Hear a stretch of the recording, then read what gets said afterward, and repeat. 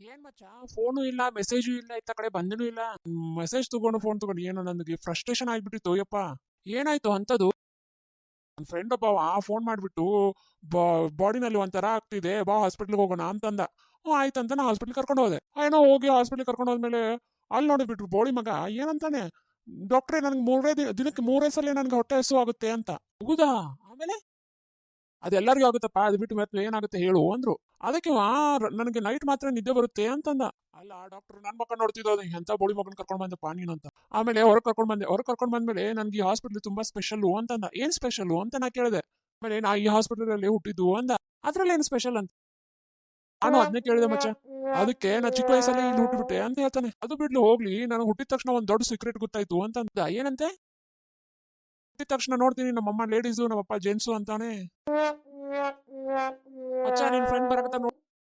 ಏನೋ ಮಚ್ಚ, ಗಾಡಿಲಿ ಏನೋ ಪ್ರಾಬ್ಲಮ್ ಆಗಿಬಿಟ್ಟಿದೆ ಮಚ್ಚ. ಏನ್ ಪ್ರಾಬ್ಲಮ್ ಆಗಿತ್ತು? ಗಾಡಿ ಓಡಿಸಿದ್ರೆ ವೀಲ್ ತಿರುಗುತ್ತೆ ಮಚ್ಚ.